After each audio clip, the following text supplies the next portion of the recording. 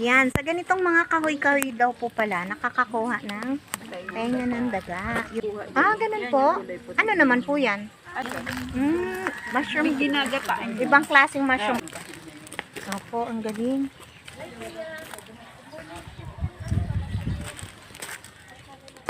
Apo, yung sa Mindoro po, yung nagtutumba talaga ng puno ng saging. This one. Pag ganyan na po. Bukas. Ang galing.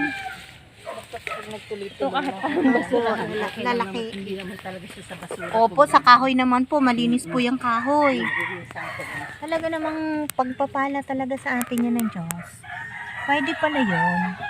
Yan, may babalikan ka ate bukas. Lalaki na to bukas. Ang dami. Yan. Hi, okay. Magka-idea. Ay, Ito'y kusang sumibol. Oo nga po, hindi naman yung tinatanim. Diyos ang nagbigay niyan sa Yan. atin. Ito yung pinaka-natural. Hindi yata ito. Nakakatuwa. Maigi hindi nakain ni Nagoti. Hindi kinakain to ng kambing. Ay, hindi ba? Ay, hindi po. Para talaga yan sa tao. Opo. Binigay talaga sa atin ng Diyos yan sa tao. Ang galing. Liliit po. Pero inyo po dahil sa mga Sisibula bukas malaki na yan. Hmm, Basta umulan babalikan lang, mo wag ulit lang na. uminit. Ay, namamatay na po siya pag mainit. Hindi siya na. nalaki.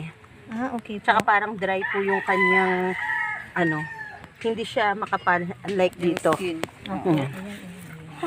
Ayan, nako, nakoveran ko na. Hindi po, okay lang. Ayan, oo. Ayun.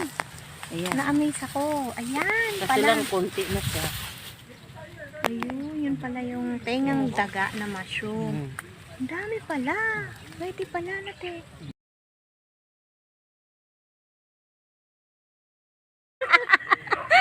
Ang galing. Nakakatuwa.